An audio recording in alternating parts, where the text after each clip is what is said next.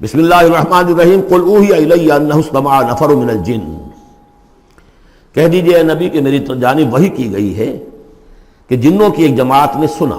کس کو سنا؟ قرآن کو سنا۔ فقالوا انا سمعنا قرآنا عجبا، انہوں نے کہا ہم نے سنا ہے ایک بہت ہی دل کو لبھانے والا قرآن، یہدی الی الرشد، جو نیکی اور رشد اور ہدایت کی طرف رہنمائی کر رہا ہے۔ فآمنا بہ، تو ہم تو ایمان لے آئے۔ اس وقت بھی میں نے کہا تھا یہ لمحہ فکریہ ہے، ایک دفعہ کیا اجتماع ہے قرآن کا، اور وہ بندے کہاں سے کہاں پہنچ گئے، تو داعی بن گئے۔ ہمارا کیا حال ہے؟ ہم نے اس معنی میں قرآن کبھی پڑھا ہی نہیں، سنا ہی نہیں۔ سنتے ہیں تو خیبر میل کی سپیڈ سے جو پڑھ رہا ہوتا قاری، 5 دن میں پورا قرآن، 6 دن میں پورا قرآن، اور اشتہار دیے جا رہے ہیں۔ یہ ہے ہمارا ریچول۔ یہاں تو 20 منٹ میں ہو جاتی ہے، یہاں 30 منٹ، یہاں چلو وہاں اور سے بھی کم میں ہو جاتی ہے، وہاں چلو۔ قرآن کا نتیجہ تو یہ نکلنا چاہیے وہ آپ کو پوزیس کر لے، جانے نہ دے۔ انا سمعنا قرآنا عجبا یہدی الی الرشد فآمنا بہ ولن نشرک بربنا احدا، اب ہم کبھی بھی اپنے رب کے ساتھ کسی کو شریک نہیں ٹھہرائیں گے۔ وانہ تعالی جد ربنا، اور یقیناً ہمارے رب کی عزت شان بہت بلند ہے۔ متخذ صاحبۃ ولا ولدا، اس نے نہیں اختیار کی نہ کوئی بیوی اور جورو نہ کوئی اولاد۔ وانہ کان یقول سفیہنا علی اللہ شططا، اور یقیناً ہمارا جو بے وقوف ہے بڑا، مراد یہاں پہ ہے وہی عزازیل، ابلیس، لعین، وہ چونکہ ہمارا ذرا بڑا بڑگر ہے، تو وہ جو کچھ کہتا رہا ہے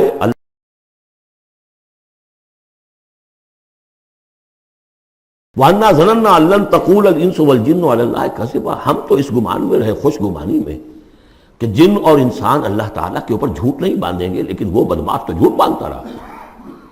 ہم نے اپنی شرافت میں اس کی بات کو مان لیا۔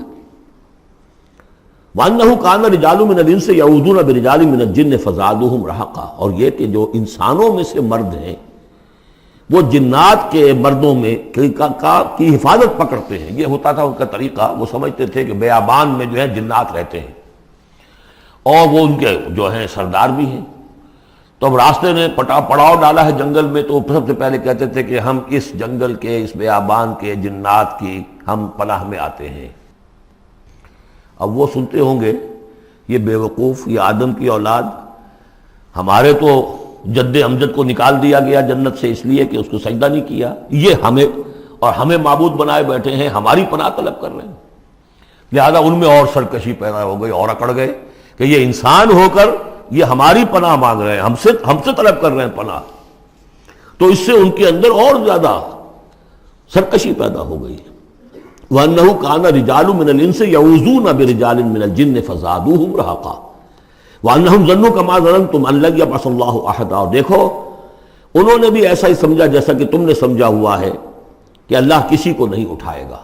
اس کے 2 معنی ہیں، یعنی بعد سے بعد الموت کوئی نہیں ہے، مرنے کے بعد جی اٹھنا نہیں ہے، اور یہ بھی کہ شاید اب اللہ کسی اور کو رسول بنا کر نہ بھیجے، أن يبعث الله أحدا، اس لیے کہ 600 برس بیت چکے تھے، وہ تورات سے واقف تھے جو سورہ احقاف میں تذکرہ آیا ہے۔ فترت وہی 600 برس، اور یہ طویل ترین وقفہ تھا نبوت کا، کہ کوئی نبوت کوئی رسالت دنیا میں نہیں، تو ان کو یقیناً اس سے خیال ہوا ہوگا کہ بس اب ختم ہوا معاملہ، اب کوئی اور رسول نہیں آئے گا۔ وَأَنَّا لَمَسْنَا السَّمَاءَ، اور ہم نے ذرا ٹٹولا آسمان کو، ہم نے چاہا کچھ خبریں لے کر آئیں ذرا غیب کی۔ فَوَجَدْنَاهَا مُلِئَتْ حَرَسًا شَدِيدًا وَشُعُبًا، تو ہم نے تو پایا اس کو کہ وہ بھرا ہوا ہے سخت چوکیداری سے، اور انگارے رکھے ہوئے ہماری وہ ہمیں کھدیڑنے کے لیے۔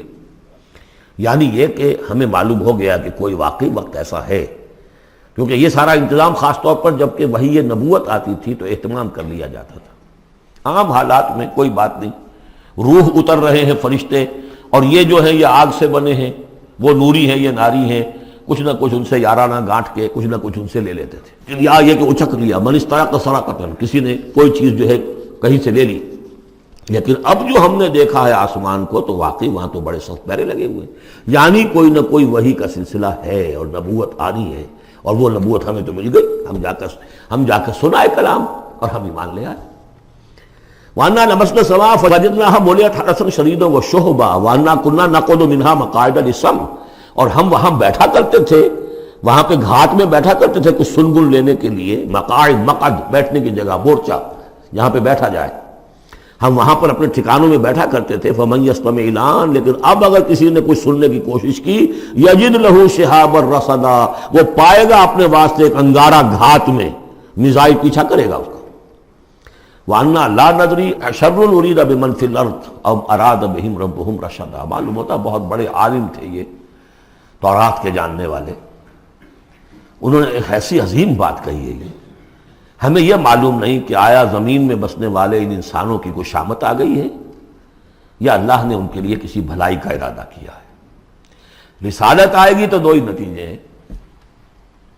یا تو کوئی عذاب آنے والا ہے اب، اس لیے کہ وما كنا معذبین حتی نبعث رسولا، یا تو کوئی بہت بڑے پیمانے پر انسانوں کی شامت آنے والی ہے، جیسے قوم نوح، قوم ہود، قوم صالح کا حشر ہوا تھا، وہ ویسا ہی حشر ہونے والا ہے۔ اللہ لا نظری، ہم نہیں جانتے، اشر ارید بمن فی الارض، زمین والوں کے لیے کسی شر کا فیصلہ کیا گیا ہے، ام اراد بہم ربہم رشدا، یا ان کے لیے ان کے رب نے بھلائی کا، خیر کا ارادہ کیا ہے۔ ظاہر بات ہے نبوت اور رسالت محمدی خیر پر منتج ہوئی۔ وَأَنَّا مِنَّا الصَّالِحُونَ وَمِنَّا دُونَ ذَلِكَ، اور دیکھو ہمارے اندر نیک بھی ہیں، جنات نیک بھی رہے ہیں اور دوسری طرح کے بھی ہیں، بد نہیں کہا، یہ ہے حکمت تبلیغ، بروں کو بھی برا نہ کہو، ہاں دوسری قسم کے بھی ہیں، نیک بھی ہے اور دوسری قسم کے بھی ہیں۔ کُنَّا طَرَائِقَ قِدَدًا، ہم تھے مختلف راستوں پر جو کہ ایک دوسرے سے پھٹے ہوئے تھے۔ یہ قددا جو آیا تھا نا، قدت قمیصہ، پھٹ جانا قمیص کا۔ وَأَنَّا ظَنَنَّا أَن لَّن نُعْجِزَ اللَّهَ فِي الْأَرْضِ وَلَن نُعْجِزَهُ هَرَبًا، اور ہم نے یہ جان لیا کہ ہم اللہ کو عاجز نہیں کر سکتے، ہرا نہیں سکتے، نہ زمین میں بھاگ کر، اور ہم کہیں بھاگ کر اور زمین میں اللہ کو شکست نہیں دے سکتے، اس کی پکڑ سے نکل نہیں سکتے۔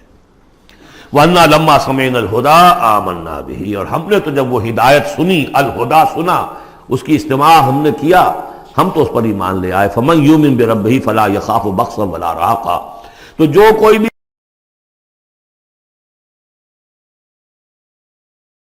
زبردستی ہوگی، کچھ زیادتی ہوگی، جیسے جیسے ان کے اعمال صالحہ ہیں پورے پورے اللہ تعالیٰ ان کا اجر ان کو دے دے گا۔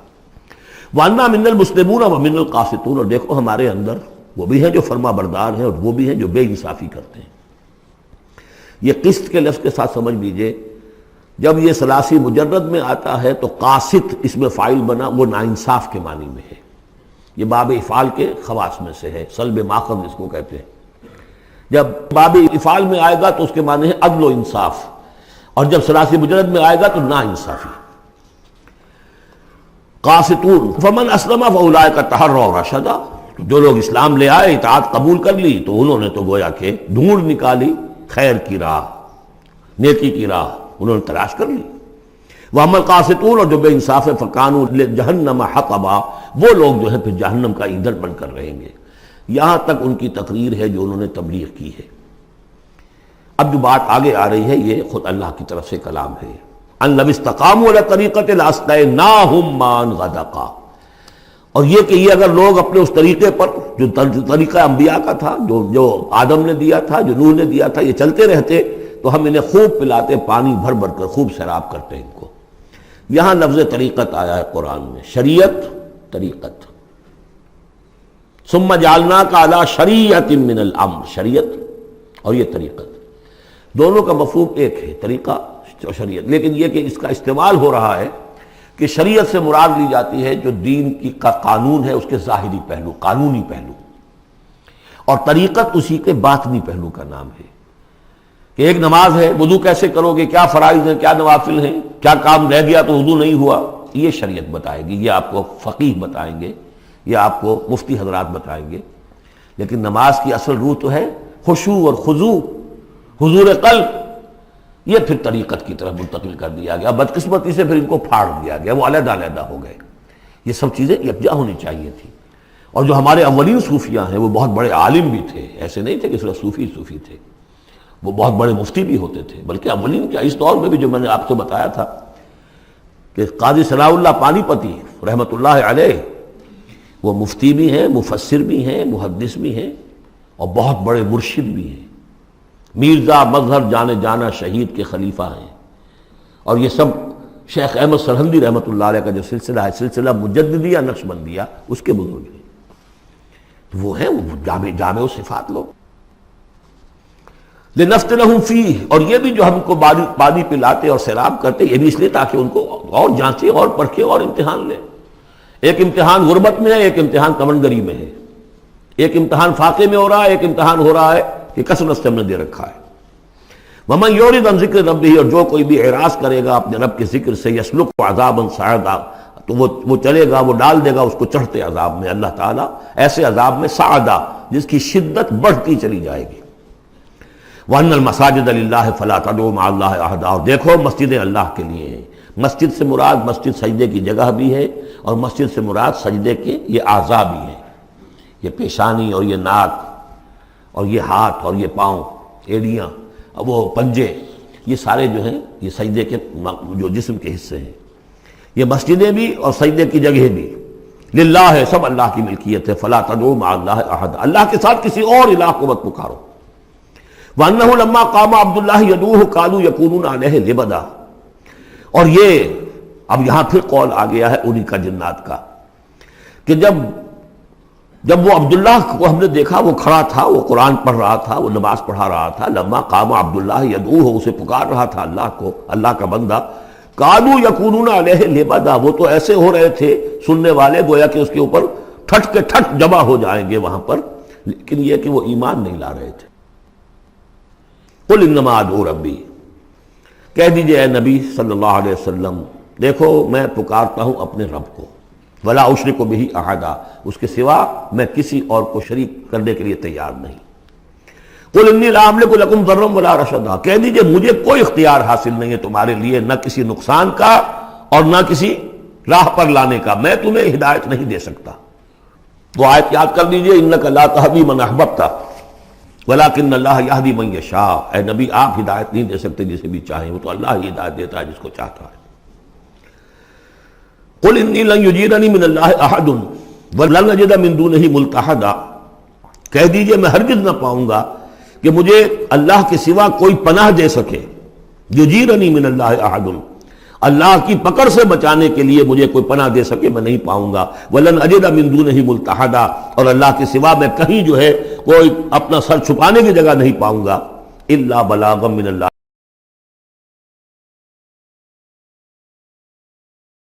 فریضہ سر انجام دوں. اگر میں نے یہ کام نہیں کیا تو میں پکڑا جاؤں گا.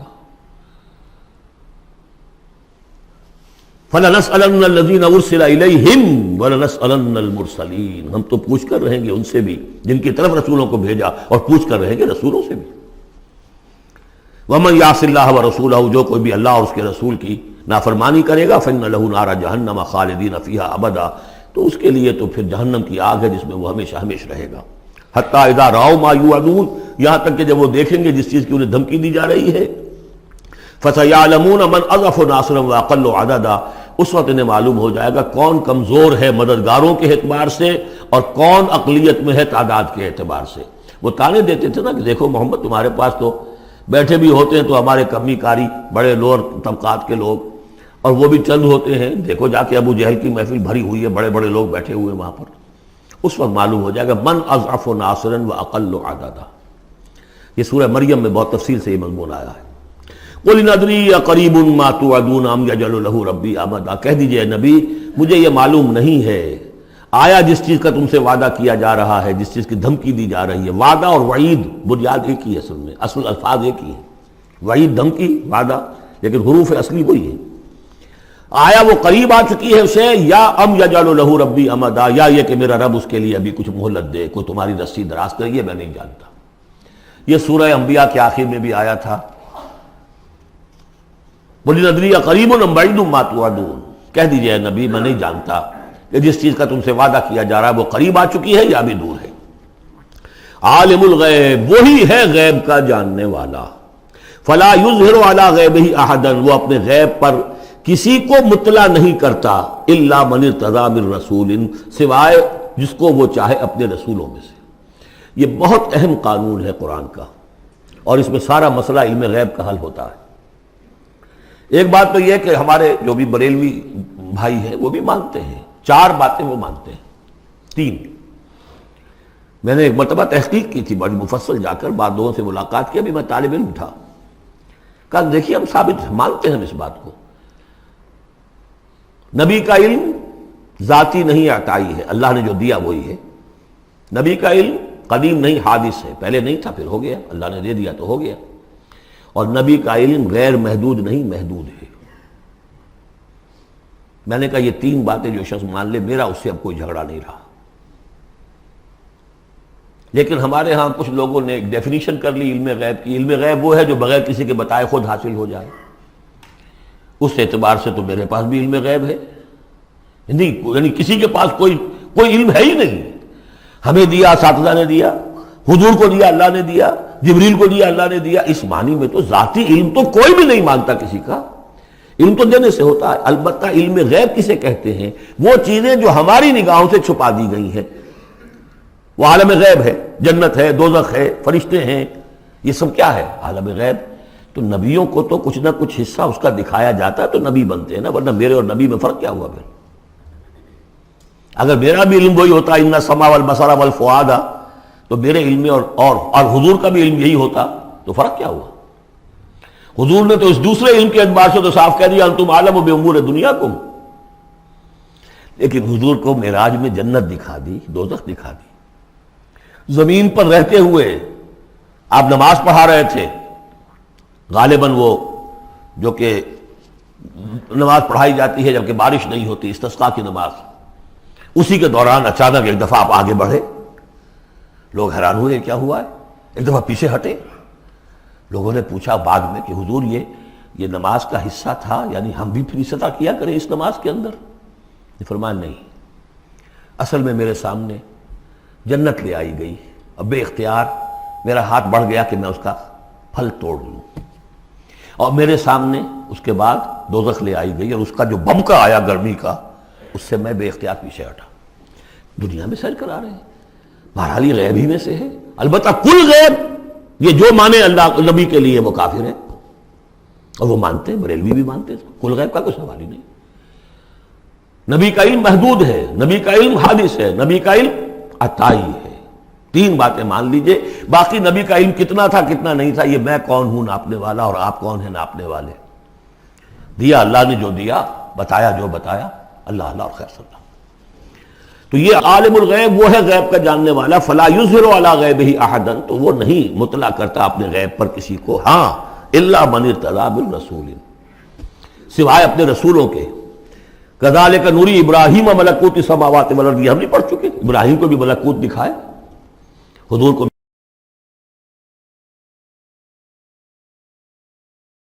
من بین یدیہ ومن خلفہ رصدا، جس کو رسول بناتا ہے، غیب کی خبریں دیتا ہے، پھر اس کے آگے اور پیچھے وہ اپنے باڈی گارڈ رکھتا ہے، چوکیدار رکھتا ہے۔ یسلک من بین یدیہ، اس کے سامنے بھی، ومن خلفہ، پیچھے سے بھی چوکیدار، حفاظت کرنے والے۔